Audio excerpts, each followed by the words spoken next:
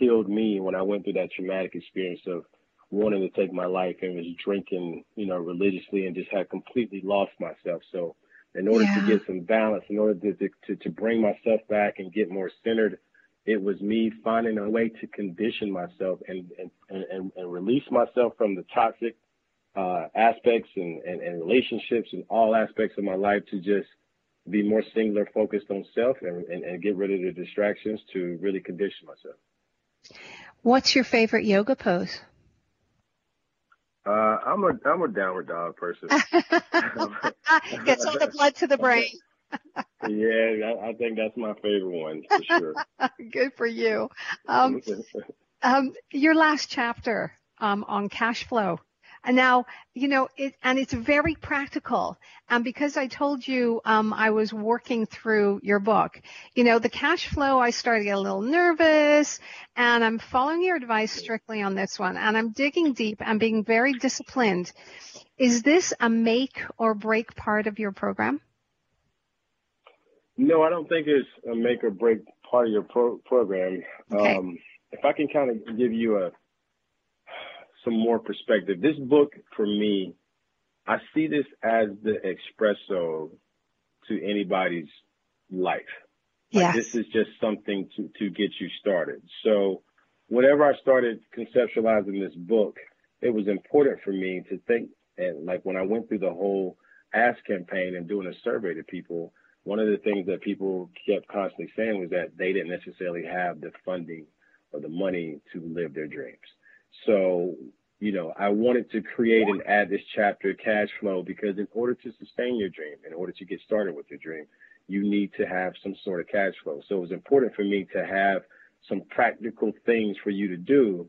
And one thing that I learned in sports, more so than anything, is fundamentals. And the fundamentals, just like life, are so important. I feel like we skip out on those things because we're in this microwave society and we want instant success. And so sometimes we skip over the basics. So it's not a make or break situation, but it's just more of a retooling reminder. Like I said, the espresso for you to be able to understand the importance of cash flow. And for anybody that has a dream, specifically for the modern day dreamer who wants to maybe travel the world or start a business. This isn't more so a chapter for that mom that wants to get married or that person wants to get married and have a baby. Cash flow is still important, but it's more so of a true business undertone, entrepreneur type of perspective that I wanted to provide with that chapter.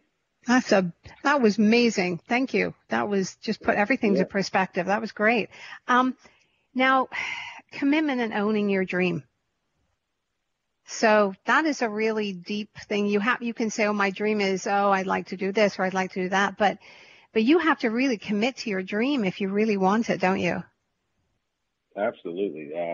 I think it's, commitment alone is very difficult for us as human beings to commit to ourselves.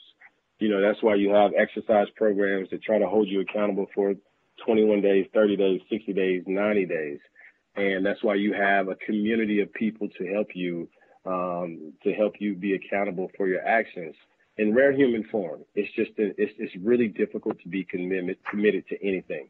So I felt as if that chapter, once you get committed and disciplined and you understand that, this dream is not necessarily just about you, that it's about other people too as well. I think that you can achieve anything. Now we're sort of going back a little bit, talking about, an ecosystem of people around you. Now you said that, how making connections changed my life. I just want to go back and talk about this one a little bit more because, I would suspect that you're a good listener. I think I'm okay. My ears are really small, but I do listen really well. Because I think when you make difference or you want to make a difference in people's lives, as a leader in your area, I think you have to be a good listener, don't you? Absolutely. I think,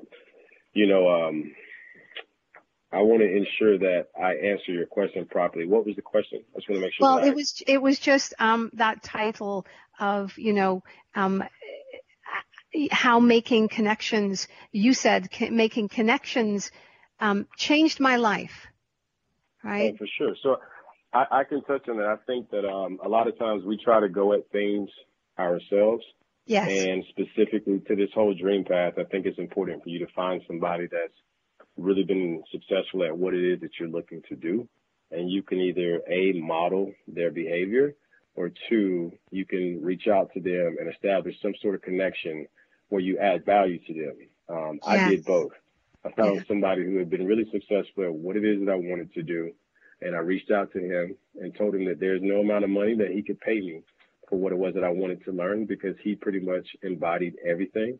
And I just wanted to connect and add value to him. So a lot of times we live in this handout society. You know, we don't try to add value, but I think the true essence of connection is genuine, authentic, and those things matter. So I think adding value to people is so important. And I think for me specifically on this dream path and this journey, establishing connections by adding value to people has been one of the things that I really pride myself in. What dreams are you currently working on? I'm currently working on creating more inspirational content, preparing to do more daily inspiration that I put out. I'm building an online course right now that's going to be a deeper dive of the book. You know, looking for ways for people to instantly transform their lives and truly believe in themselves is the true essence and core of the online course. So I'm really just truly building out a business right now that allows people to be able to, you know, change everything that their whole perspective, condition themselves, and be able to come into this ecosystem of Live Your Dreams Out Loud University to be able to get the tools and the knowledge and information that they need in order to live a successful life and living their dreams. And that is on your website too, isn't it? People can tap soon, into that, right? They can tap into that? Yeah. Well, the actual course and the actual site isn't up yet, but it's coming soon. Yeah. So how do you begin your day to inspire yourself? The first thing that I do is I wake up. I thank God, because I think anytime you know, regardless of what you believe in, it's just important to understand you got another day, and which means that you got another chance. And regardless of what happened in the past, regardless of what's going on in your current life, when you wake up, you get another day and another opportunity to fix or pursue or make a difference in the lives of others.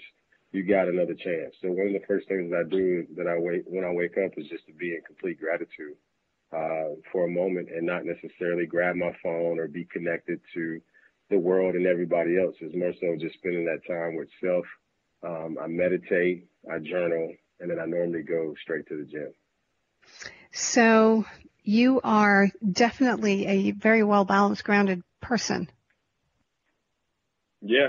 I would think. I struggle though. I do. I struggle because sometimes I'm a workaholic, and I am trying to find more balance in my life. I realize that as of late, I push myself so much, and my immune system it weakens, and so I've been over the last 12 to 18 months. I've probably had more upper respiratory infections and colds and things. And just going back to earlier, what I was saying to you, the root of all of this is because of me pushing myself and not necessarily taking the best care of myself. You know, you can work out, you can eat good, but if you're not getting enough rest, none of that matters. So I'm taking a dose of my own medicine and trying to figure out ways to get, you know, disconnect and get more sleep.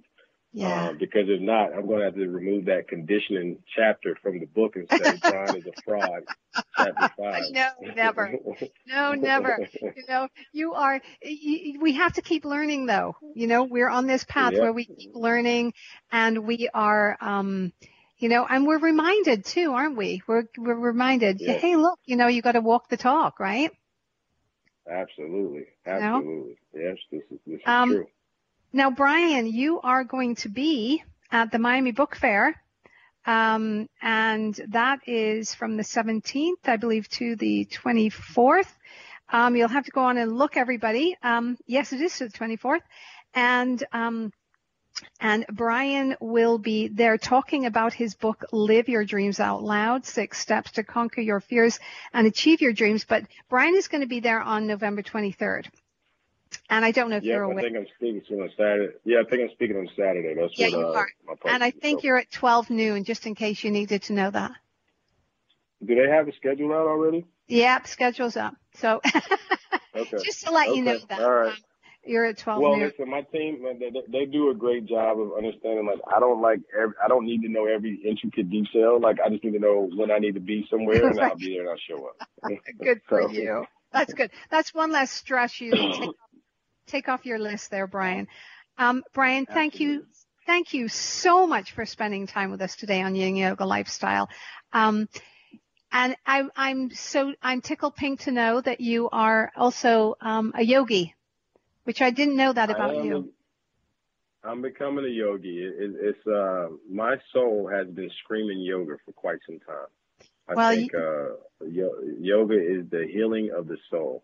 And, it absolutely is. As a former athlete and a person that used to just lift weights all the time, the pounding of weights is, it provides a different sort of comfortability for me and something that I like. It's my outwardly expression, but yoga is the inwardly expression that gives you outwardly results. So I just need to retool and reshift my focus to be more focused and consumed with yoga.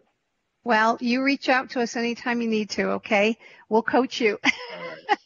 Okay. Brian, thank you. I love it. And if you would like more information about Brian D. Johnson and his work, you can visit liveyourdreamsoutloud.com, on Facebook at BJ the Dreamer, on Twitter at BJ the Dreamer. And Brian, thanks again for being here on Yin Yoga Lifestyle. I know you have a busy, busy day. Take care of that cold, please. They want you in Miami, all ship shape and ready to go. Okay. Okay. Okay. Thank you very much. Have a great day, and thank you so much for having me. Thank you, Brian. And please don't forget to check us out at yinyogalifestyle.com, adding enlightenment, calm, balance, and creativity to your everyday life. Thank you for joining Yin Yoga Lifestyle. I am your host, Colette Darville.